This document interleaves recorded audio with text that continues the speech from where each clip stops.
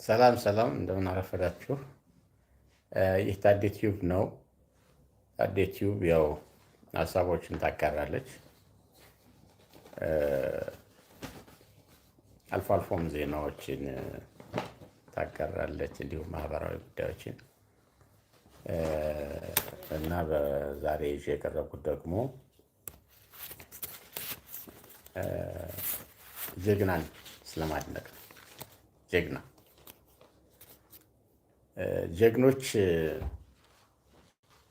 እያየን ነው። በጣም ብዙ ጀግኖች እየወጡ ነው። ታሪክ የሚሰሩ ጀግኖችን እያየን ነው። በሚገርም ሁኔታ የአማራ ወጣት ቆርጦ ተነስቷል። የታወጀበትን የመጥፋት አደጋ በጣም እየገባው መጥቷል። ሞትን ማይፈራ እሳት የላሰ እሳት የጎረሰ ትውልድ ተፈጥሯል እና ይህ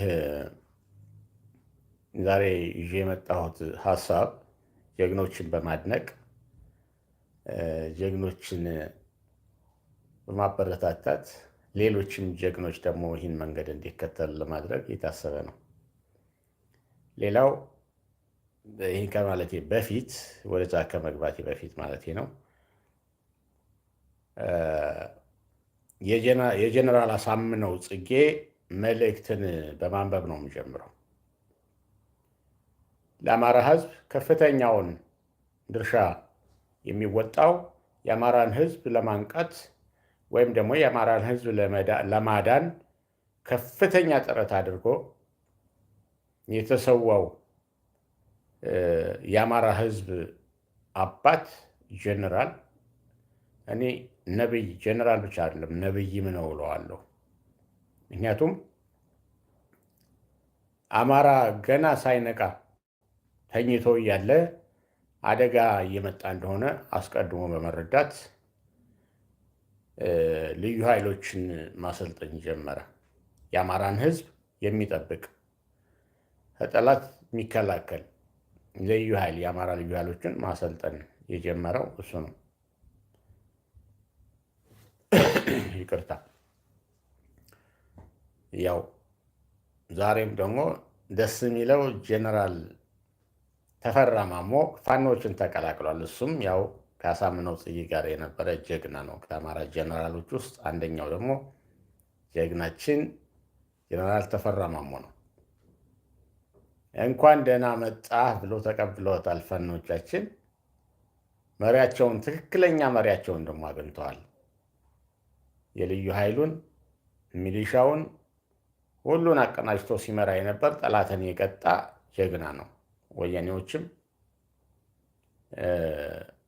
ኦህዴዶችም በደንብ አድርገው ያውቁታል፣ ይፈሩታል ይህን ጀነራል። እኔ በጣም ደስ ብሎኛል ይህን ጀነራል ወደ ትግሉ ስለተቀላቀለ፣ ከጠላት አፍ አምልጦ ወደ ትግሉ ሜዳ ስለተቀላቀለ በጣም ደስ ብሎኛል። አማራውያን ደስ ይበላችሁ፣ ኢትዮጵያን የምትወዱም ደስ ይበላችሁ። ድል በደጅ ነው። እንደዚህ አለ ጀነራል አሳምነው ጽጌ። አማራ መደራጀት አለበት። ይህ ጥያቄ የለውም። አማራ እየተደራጀ ነው። በጣም በጥሩ ሁኔታ እየሄደ ነው። በዚህ በኩል ግን ትልቁ መሰረታዊ ነገር ገና እውን ያልሆነ ነገር አለ። እሱም ምንድን ነው የሚለው? አንድ ሁኑ ነው የሚለው። አንድ ሁኑ፣ ብዙ ሁነን እንደ አንድ ሁኑ። በቃ ይህን ነው ያለው። አንድ ሁኑ። የጀነራሉን መልእክት የማክበር ግዴታችን ነው። ስለዚህ ጀነራል አሳምነው ጽጌ አንድ ሁኑ ብሎ ስለነገረን ይህን ግዴታ ማክበር አለብን። ይሄ ግዴታ ነው የተሰጠን። ለሁሉም አማራ የተሰጠ ግዴታ ነው። የአማራን ሕዝብ ከተጋረጠበት የህልውና አደጋ ማዳን የሚቻለው በሁሉም አቅጣጫ በሁሉም ዘርፍ ያለ አማራ አንድ ሲሆን ነው። አንድ ልብ፣ አንድ ሀሳብ ሲሆን ነው። የባቢሎንን ከተማ የገነቡ ሰዎች ከተማይቱን ለመገንባት አዲስ ነገር ለመፍጠር ጡብ ለመስራት መጀመሪያ የነበራቸው አንድነት ነው። በቃ በአንድ ይስማሙ ነበር፣ በአንድ ሀሳብ ይስማማሉ። ዛሬ አማራንን በማዳን የህልውናን አደጋ በማስወገድ በኩል ይህንን ሀሳብ ሁሉም አማራውያን አንድ ያደርጋቸዋል። ታዲያ አንድ ሆነውም ደግሞ መታገል ይጠበቅባቸዋል ማለት ነው በሁሉም ዘርፍ እና ይህን ካልኩ በኋላ ወደ የማደንቅበት የአማራውያን ታሪክ ትግል በዚህ ዘመን አማራ ታሪኩን እያደሰ ነው ያለው። የአባቶቹን ታሪክ እያደሰ ነው ያለው። ወደዛ ያሄዳለሁ። ክምር ድንጋይ ላይ ታሪክ ተሰራ ይላል አርዕስቱ። ክምር ድንጋይ የምትሰሙ ሁሉ እስኪ አማራውያን ደስተኞች ሆናችሁ፣ እንዲሁም ኢትዮጵያውያን የአማራ ደጋፊዎች፣ የአማራ ወዳጆች፣ ኢትዮጵያን የምትወዱ ሁሉ ክምር ድንጋይ በሉ። ክምር ድንጋይ ታሪክ የሚሰራባት በደቡብ ጎንደር የምትገኝ ከተማ ናት። በደቡብ ጎንደር በጌምድር ወረዳ ክምር ድንጋይ ከተማ ላይ በቀን 23 ሰኔ 23 2016 ዓመተ ምህረት በፈረንጆች አቆጣጠር ደግሞ በ30 ጁላይ 2024 ማለት ነው አቆጣጠር ሻምበል ፍስሐ የተባለ የመከላከያ አዛዥ በሰጠው ትዕዛዝ መሰረት ወጣቶቹን በእስር ቤትና ከሆቴል መዝናኛ ላይ የነበሩ ወጣቶችን በጅምላ ሲረሽኑ ያየው ወጣት ጓድ አንዱዓለም መለሰ በየነ በወሰደው እርምጃ 2 የመከላከያ አዛዦችን፣ 2 አጃቢዎችን የገደለ ሲሆን እንዲሁም 1 የፖሊስ አዛዥ እና 3 የፖሊስ አባላትን አቁስሎ ራሱን በራሱ እየተከላከለ በመሸሸት ፋኖችን ተቀላቅሏል ይላል። በጣም የሚገርም አስደናቂ ጀግና ነው። ይሄንን ማድነቅ ታዲያ ተገቢ አይደለምን? በጀግንነቱ ጠላትም እንኳን ሊያደንቀው አይገባውምን? ጠላት ራሱ ያደንቀዋል ብዬ ነው የምጠብቀው። ጠላት እንደዚህ አይነትን ጀግና ያደንቃል ብዬ አስባለሁ። ፈሪ ከሆነ ብቻ ነው የማያደንቀው።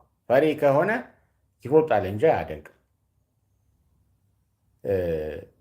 ጠላት ምንም የሌላቸውን ንጹሐንን ወጣቶችን ሰብስቦ በጣም የሚገርመው ነገር ደግሞ አንዳንዶቹን በእጁ የነበሩ በእስር ቤት አስሯቸው በምን እንዳሰራቸው ባላቅም ያው አማራ በመሆናቸው አሁን ወጣቶቹ እየታሰሩ ያሉት። አማራ ነህ፣ የአማራን ትግል ትደግፋለህ፣ አማርኛ ትናገራለህ፣ እስክስታ የአማርኛ እስክስታ ትመታለህ፣ ኦርቶዶክስ ቤተክርስቲያን ትሄዳለህ። ይህ ነው አሁን አማራን እያስገድለው ያለው። ኢትዮጵያን ትወዳለህ፣ የኢትዮጵያ ዘፈን ትዘፍናለህ። በቃ በአጠቃላይ ይሄ ጠላት አማራን ሕዝብ ለማጥፋት ስለወሰነ አስሯቸው የነበሩትን ንጹሐን ወጣቶች እንዲሁም በመዝናናት ላይ የነበሩ አገር ሰላም ብለው እኛ ምንም ነገር አልሰራንም፣ ወንጀል አልሰራንም፣ ንጹሐንን ብለው በራሳቸው የተማመኑ ወጣቶች በንጹህነታቸው ሲዝናኑ በየሆቴሉ በየሻይ ቤቱ ለቃቅመው ጀነራሉ በሰጠው ትዕዛዝ ለቃቅመው ረሸኗቸው። ይህ ሲሆን ደግሞ በአደባባይ ነው። እና ቀደም ብሎ ፋኖች ጋር የነበረ ይህ ወጣት አንዱዓለም ጓድ አንዱዓለም ልክ ሲረሽኑ ሲያያቸው አማራዊ ማንነቱ አማራዊ ወኔው ተነሳበት። ወንድሞቼ ሲጨፈጨፉ፣ ወንድሞቼ ሲረሸኑ ዝም ብዬ እንዴት አያለሁ? እንዴትስ ይሆንልኛል? እኔ ወንድ አይደለሁማ ዝም ካልኩኝ የሚል ሀሳብ በውስጡ የመጣ ነው የሚመስለኝ። ምክንያቱም የወሰደው እርምጃ ወንድነቱን ያሳያል። በቀጥታ በመከላከያ አመራር ተብዬዎች ላይ ነው እርምጃ የወሰደው። 2 ኃላፊዎችን፣ አንድ የመምሪያ ኃላፊና ምክትሉን፣ 2 አጃቢዎችን እዛው ላይ በመግደል አንድ የፖሊስ ኃላፊን እና 3 የፖሊስ አባላትን በማቁሰል ራሱን እየተከላከለ ወደ ኋላ በመሸሸት ፋኖችን ተቀላቀለ ይላል። እጅግ እጅግ እጅግ የሚደንቅ ታሪክ ነው። የታሪክ ጸሐፊያን ይህን ታሪክ ጽፋችሁ ያዙት። አማራ ሁሌም ጀግኖች አሉት። ታሪክ የሚሰሩ ታሪክ ሰርተው የሚያልፉ ስንት ጀግኖች አሉ። ይህ ጀግናም ደግሞ ከነዚህ ጀግኖች ተርታ ተሰልፎ በታሪክ ተሰንዶ ይቀመጥ። ይህ ጀግና የሰራው ታሪክ በአካባቢው መነጋገሪያ ሆነ ይላል። የሚገርም ነገር ነው። ምንድን ነው የተነጋገሩት የሚለውን እኔ ባልሰማም ወይም መረጃው በተብራርቶ ባይደርሰኝም ምን ይነጋገራሉ ብላችሁ ትጠብቃላችሁ? የገሌ ወንድም ተረሸነ፣ የገሌ አባት ተረሸነ፣ የገሌ አጎት ተረሸነ፣ የእኛ ዕጣ ፈንታስ ምንድን ነው? ይሄ ጀግና እኮ ደማችን መለሰ የሚል ይመስለኛል። ደማችን መለሰ፣ ከእኛስ ምን ይጠበቃል? ጠላትን በጉያችን አቅፈን ምን እየሰራን ነው የሚሉ ይመስለኛል። ከዚህ ሌላ ምንም ሌላ ነገር የሚናገሩ አይመስለኝም። ይህን የመከላከያ ልብስ የለበሰውን የሚያደንቁ አይመስለኝም። ይሄ መፈጽሙ የማይታሰብ ነው። ጃምቦውን እየጠጣ ጁስ እየጠጣ እስፕሪስ ምናምን እያለ ቁጭ ያለው ሁሉ በዚህ ሰዓት ድንጋጤ ውስጥ ሆኖ የዚህን ጀግና ፋኖ የአማራ ልጅ አማራዊ ማንነት ቀበቶን ጠበቅ አድርጎ ያሰረ መከራን ለመጋፈጥ ወደ ጫካ የገባ የወንድሞችን ጠላቶች ተበቅሎ ደም መልሶ ወደ ጫካ የገባውን ጀግና እያደነቁ የሚነጋገሩ ይመስለኛል። እና በጣም የሚገርም ነው። በጣም ታላቅ ታሪክ ነው የተሰራው። እነዚህ የአማራ ወጣቶች እንዲረሸኑ ትዕዛዝ የሚሰጡ ባለስልጣናት ተሸኝተዋል። የት? ክምር ድንጋይ። ክምር ድንጋይ ከዚህ በፊት በዚች ከተማ ሌላ ታሪክ ተሰርቷል። አንድ ሆቴል የነበረው ሰውዬ ህወሓት ወያኔ ያን አካባቢ በወረረችበት ደብረታቦር አካባቢውን ክምር ድንጋይ አካባቢን በወረረች ጊዜ ደቡብ ጎንደርን አጠቃላይ የወያኔ ታጣቂዎች ገብተው ይህን ሰውዬ ምግብ አምጣ እያሉ እያጣደፉ እያመናጨቁ ምግባቸውን ሲበሉ ምግቡን ካቀረበ በኋላ ከ11 በላይ የሚሆኑትን አጋድሟቸው አጭዶ ከምሯቸው ክምር ድንጋይ እሱ ከአካባቢው ሸሽቶ በሰላም ሄዷል። ከፍተኛ መነጋገሪያ ሆኖ ነበረ። ይህ ታሪክ እየቀጠለ ነው። ገናም ይቀጥላል። ጠላት እስካለ ድረስ ይቀጥላል። አማራ ጀግና ነው። አማራ ጀግና ሆኖ እያለ አገር ወዳድ ሆኖ እያለ ህዝቡን ወዳድ ሆኖ እያለ ኢትዮጵያን ወዳድ ሆኖ እያለ የውሸት ታሪክ እየተተረከለት የውሸት ስም ተሰጥቶት ኢትዮጵያን አማራን በጥሩ ነገር በማንነቱ እንዳያውቁት ግን በተለጠፈበት ማንነት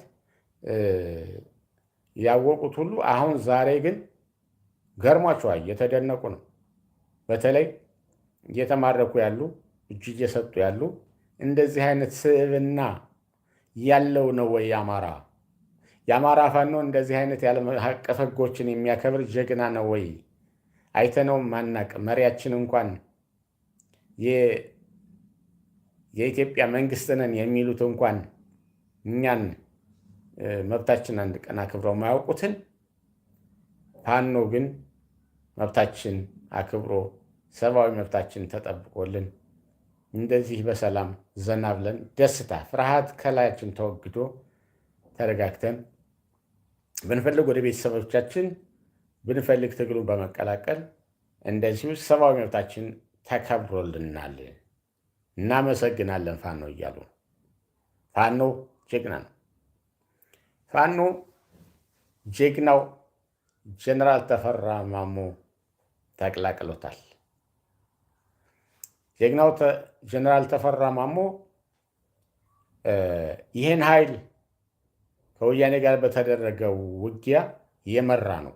ይሄ ኃይል ፋኖ፣ የአማራ ልዩ ኃይል፣ የአማራ ሚሊሻ፣ ህዝባዊ ኃይል፣ ገበሬው ሁሉም አብሮ የተሰለፈው በጀነራል ተፈራ ማሞ አመራርነት ነው። እርግጠኛ ነኝ ብዙ የልዩ ኃይል አባላትና የአድማ ብተና ፖሊስ፣ የተለያዩ አደረጃጀቶች በስሩ የነበሩት የአማራ ልዩ ኃይል አዛዥ ሆኖ እያለ እነዚህ ሁሉ አሁን ወደ እሱ እንደሚመጡ አልጠራጠርም። ጀነራል ተፈራ ማሞ ፋኖን ተቀላቅሏል። ትሰማኛለህ አንተ ብአዴን ጋ ያለ ፖሊስ፣ ልዩ ኃይል፣ አድማ ብተና አሁን የድሮውን ኃላፊህን ጀግናውን የአማራ ልጅ ተቀላቀል። አልገባህም? እስካሁን አብይ ምን እያደረገህ እያለ እንደሆነ ሚስጥሩ፣ ተንኮሉ፣ ሴራው አልገባህም ወይስ እስከ መቼ ከአማራ እናት ተወልደህ አማራ ሴት ስትደፈር፣ አማራ እህትህ ስትደፈር፣ አማራ አክስትህ ስትደፈር፣ ህፃኖቹ ሲደፈሩ፣ ህፃናት ወጣቶቹ በአደባባይ ሲረሸኑ፣ የሚቀድሱት የሚጸልዩት ካህናቶች፣ መለኩሳቶች፣ መናኞች እንዲሁም የሰንበት ተማሪዎች ሁሉ ሲረሸኑ፣ ቤተክርስቲያን ሲፈርስ፣ መስጊድ ሲፈርስ እያየህ አንተ የብአዴን ህፃን ጠባቂ ሆነህ 20 ሺህ ብርና 13 ሺህ ብር እየተሰጠህ ህይወትህን የሸጥክ በሙሉ ዛሬ ይሄንን ስራህን አቁመህ ወደ አእምሮ ተመልሰህ ወደ ህዝብህ እንድትቀላቀል ጥሪ በድጋሚ ያቀርባለሁ። ባለፈው ጥሪ አቅርቤ የነበረ ብዙ ጊዜ ብዙዎች ጥሪ ያቀርባሉ፣ እኔም አቅርቤያለሁ። ብዙዎቹ ፋኖን የተቀላቀሉ ሲሆን ሰሞኑን ደግሞ በሁሉም አቅጣጫ በሚባል ደረጃ አብዛኛዎቹ ከስምሪት ቀጠናቸው እየሸሹ ፋኖን እየተቀላቀሉ ነው። አንዳንዶቹ ወደ ቤተሰቦቻቸው እየሄዱ ነው። ይሄ በጣም ደስ የሚል ነገር ነው። መሳሪያቸውን እያዙ ነው የሚሄዱት። በቡድን 9 ይሆናሉ፣ 10፣ 13፣ 3ም 2ም በቻላችሁት ፌዴራል ፖሊስ ላይ ያላችሁ የአማራ ተወላጆች፣ ደቡብም ቢሆን ተወላጆች፣ አማራን የምትደግፉ ኢትዮጵያን የምትወዱ በሙሉ እዛ ላይ ያላችሁ፣ መከላከያ ውስጥም የቀራችሁ ካላችሁ የአማራ ተወላጆች ጊዜው አሁን ነው። አብይ ራቁቱን መቅረት አለበት። የኢትዮጵያ ሕዝብ ደግሞ ሰላም ማግኘት አለበት። አብይ ያለ ሰላም ስለማይመጣ አብይ መወገድ አለበት። ብአዴን ጋር ያላችሁ የብአዴን አገልጋይ የሆናችሁ ብአዴንን በምን ልግለጽላችሁ? ውርደት ሁሉ ጥፋት ሁሉ የሚመጣው ለአማራ ሕዝብ ከባዴን የተነሳ ነው። ብአዴን የአማራን ሕዝብ እጅና እግሩን አስሮ ለአውሬ የሚሰጥ ጠባቂውን ልዩ ኃይሉን አፈረሰ። የአማራን ሕዝብ የሚጠብቀውን ልዩ ኃይል አፈረሰ። ጀነራል ተፈራ ማሞን ከልዩ ኃይል አዛዥነቱ አወረደ። ልዩ ኃይሉን በተነ፣ ለአውሬ አሳልፎ ሰጠው። የአማራን ሕዝብ የደምና የአጥንት ዋጋ ተከፍሎ የተመለሱትን የአማራ ርስቶች ከነ ሕዝቡ ከነ አማራ ህዝብ አሳልፎ ለወያኔ ራያ፣ አላማጣ፣ ኦፍላ፣ ኮረም፣ ጸለምትን አሳልፎ ሰጥቶ አሁን ደግሞ ሁመራን ማነው ወልቃይት ጠገዴ ሁመራን ለመስጠት ሰቲት ሁመራን ተፈራርሞ ጨርሷል። ሁሉ ነገር አብቅቷል። የጊዜ ጉዳይ ነው። ሁሉ በሂደት ላይ ነው ያለው። ይህን ሁሉ እያደረገ ያለው ብአዴን ነው። ብአዴን መሸጥ፣ ሁሉን ነገር መሸጥ ነው። ብአዴንን እንዴት አድርጌ መግለጽ እችላለሁ?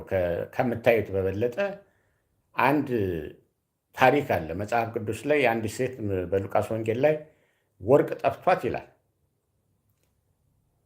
ቤቷንን ጠርጋ ጠርጋ ጠርጋ ጠርጋ ጠርጋ ወርቁን አገኘችው ይላል። በቤቷ ውስጥ ነው የጠፋው፣ በቤቷ ውስጥ ነው የተሸፈነው፣ በቤቷ ውስጥ ነው ጠርጋ ቆሻሻውን አስወግዳ ከዛ ወርቋን ያገኘችው። አማራ ነህ አይደል? የአማራ ተወላጅ ነህ። እናትህ አማራ ነች፣ አባትህ አማራ። አማራ ስል ዘረኝነት እንዳይመስላችሁ፣ የህልውና አደጋ ውስጥ ስለገባ አማራን ማጥፋት አለብን የሚሉ ኃይሎች ስላሉ ነው። እየጨፈጨፉት፣ እያፈናቀሉት፣ እየዘረፉት፣ እየገደሉት ስላሉት ስለነሱ መልስ ለመስጠት ነው። መዳን የሚቻለው በመጡበት መንገድ ስትደራጅ ነው። እነሱ በብሔር ተደራጅተው ስለሆነ በብሔር ተደራጅተው ነው መመከት የምትችለው። ለዚህ ነው። ስለዚህ ዛሬ አማራነትህን የሸፈነው የሸበበው ምንድን ነው? ብአዴናዊነት ነው። አስተሳሰብ ብአዴናዊነት አስተሳሰብ እንዳትረዳ አማራነትህን ወርቅህን እንዳታውቅ ያደረገህ ይሄ ቆሻሻ ነው። ብአዴናዊነት ጥረገው፣ ከአእምሮህ ጥረገው፣ ከአስተሳሰብህ ጥረገው።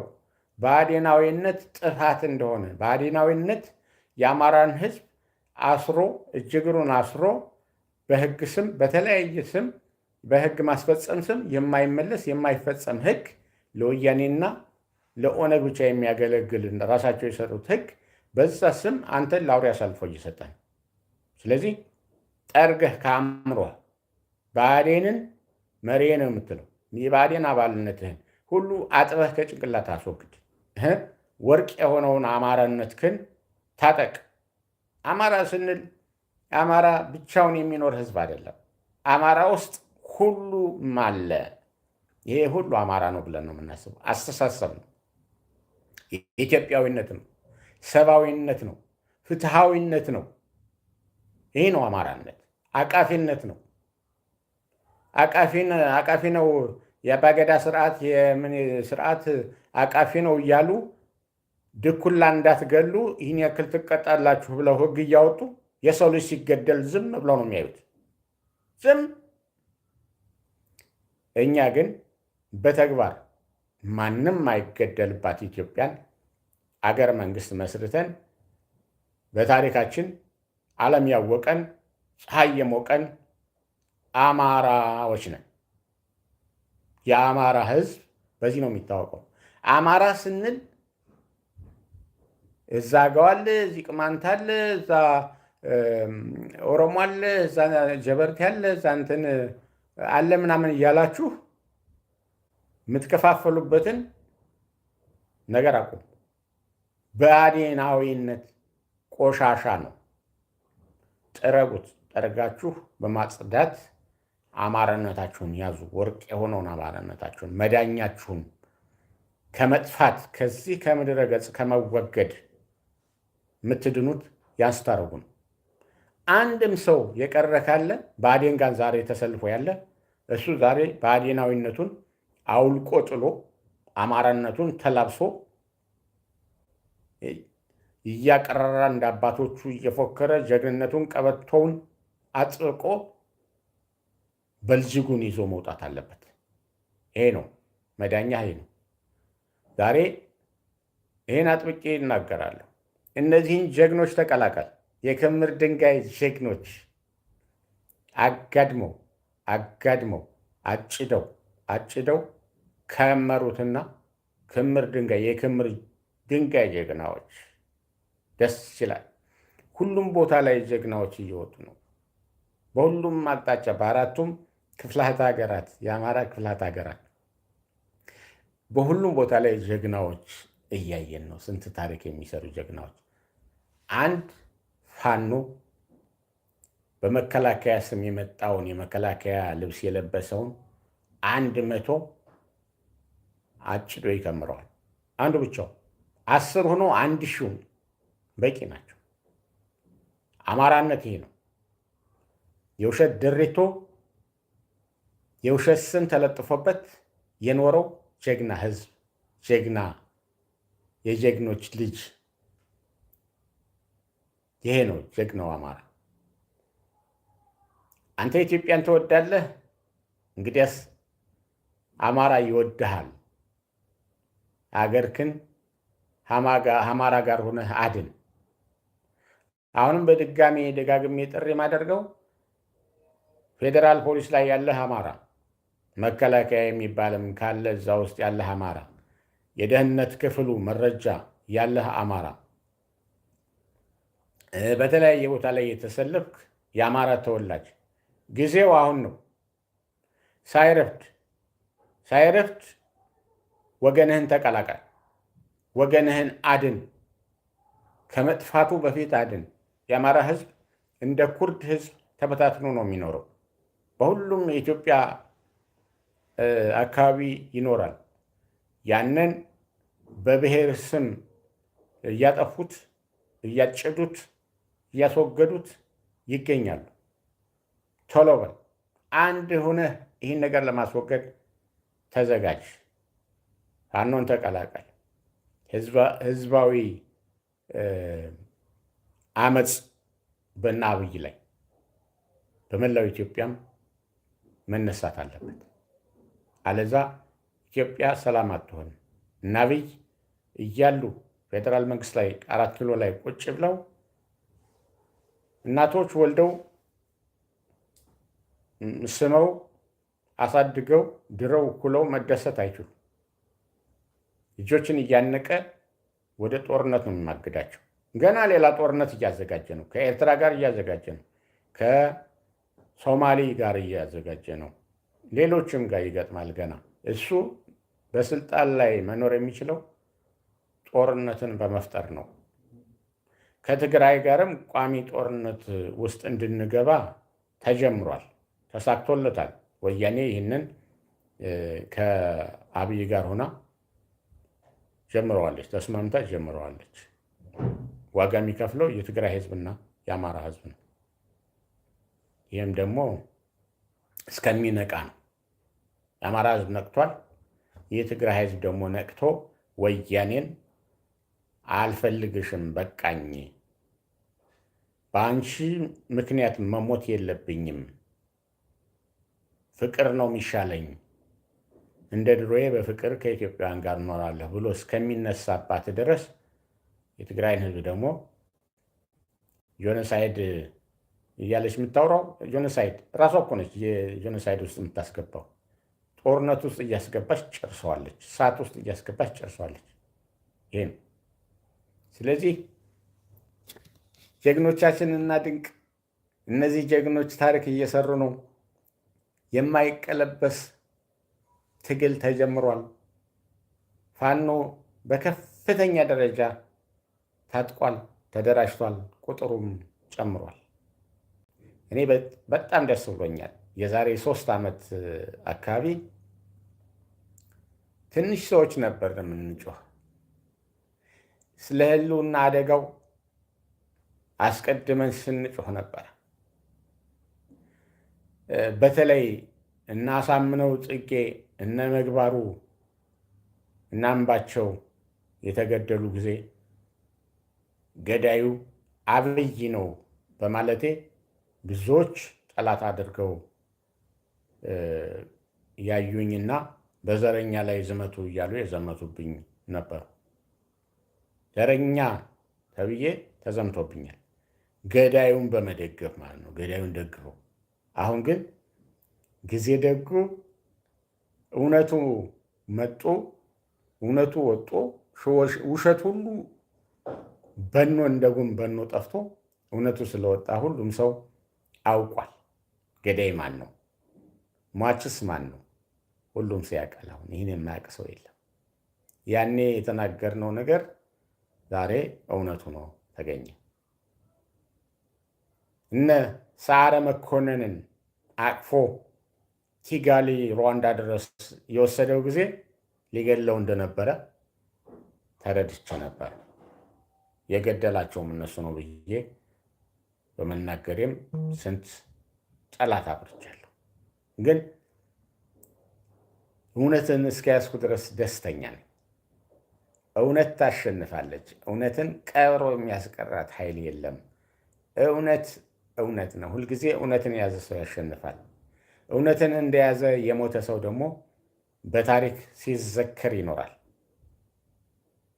እና እነዚህ የአማራ ወጣቶች ከፍተኛ ታሪክ እየሰሩ ነው። ቆሻሻውን ብአዴንን ጥረጉ፣ ወርቃችሁን ታገኙታላችሁ። አማራነታችሁ ወርቅ ነው። ይህን ታገኛላችሁ። እሱን ልበሱ።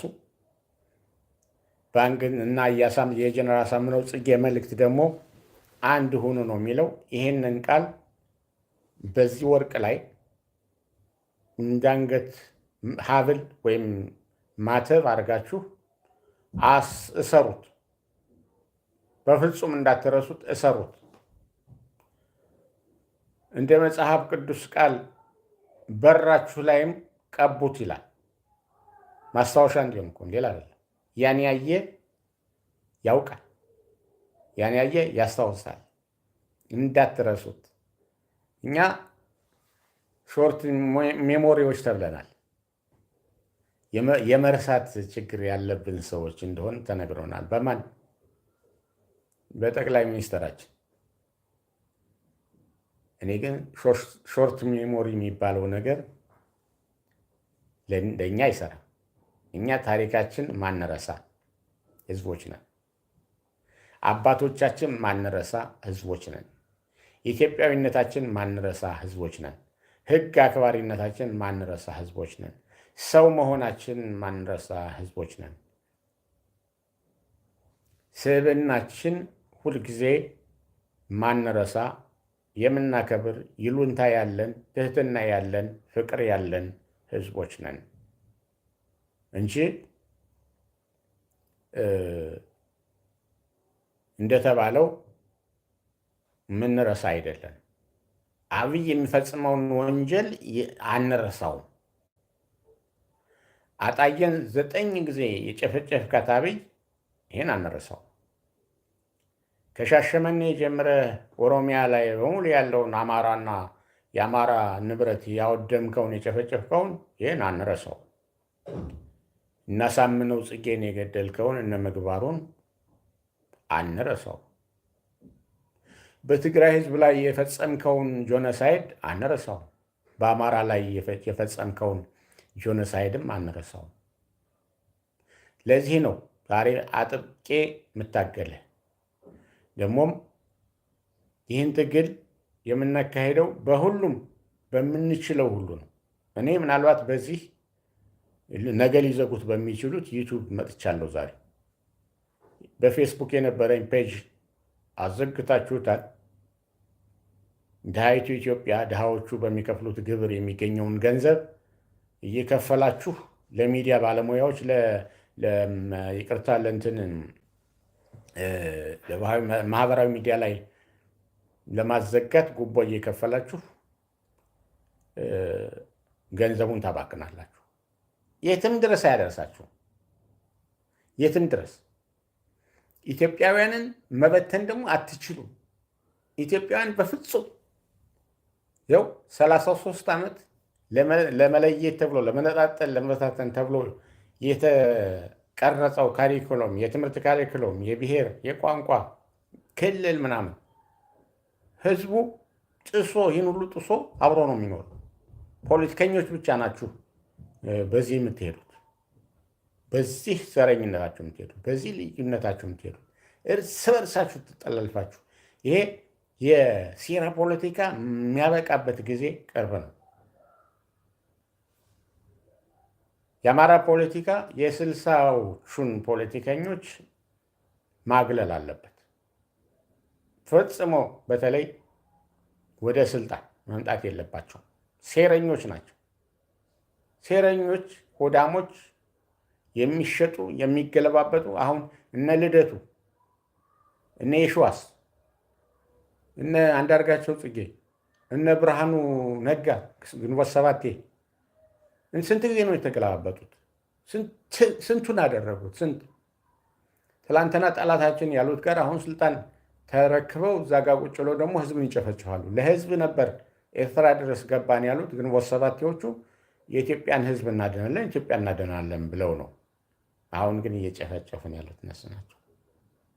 ሌላው መርሳት ማልፈልገው መቶ ማልፈልገው አብኖች ሲመሰረቱ ከመጀመሪያዎቹ ተስፋ ያደረግኩባቸው ሰው እኔ ነበርኩኝ። አብን አማራ ብሔራዊ ንቅናቄ ከዛ ውስጥ የወጡ ጀግኖች አሉ። እነ ክርስቲያን ታደለ ቆራጥ፣ ለቃላቸው ታማኝ የሆኑ ለህዝባቸው ታማኝ የሆኑ እስካሁንም ድረስ በእስር ላይ እየማቀቀ ያለ ጀግናችን ነው። እናከብረዋለን። በጣም ነው የምናከብረው። እነ ደሳለኝ ጫኔ ፓርላማው ላይ በዛ አሻንጉሊት ፓርላማ ላይ ጠቅላይ ሚኒስትሩ ፊት በድፍረት ህዝባቸውን ወክለው የገቡትን ቃል አክብረው ለህዝብ ጠበቃ የሆኑ ሌሎችም አሉ። ስማቸው አሁን ጊዜ ስለማይበቃ ነው የማልጠቅሰው። ግን አብዛኛዎች ለሆዳቸው ተሽጠዋል። በለጠ ሞላ እሱ ምን ሲል ነበር? ወያኔን ትፋረዳታለሁ፣ በህግ አስከለክላታለሁ፣ አሳግዳታለሁ ሲል ነበር። አሁን ግን በአጋጣሚ ወያኔ በሰራችው ወንጀል በፓርላማው ቀርቦ እንደ ፓርቲነት ህልውናዋን አጣ ነበር። ይሄን ህልውናዋን ግን ፈርሞ እንድታገኝ ካደረጉት ሰዎች አንዱ በለጠ ሞላ። እንደዚህ አይነት ሰዎችን ታሪክ አይረሳቸው። ለዛሬው ጨርሻለሁ። አመሰግናለሁ። መልካም ቀን ይሁንልን። መልካም ቀን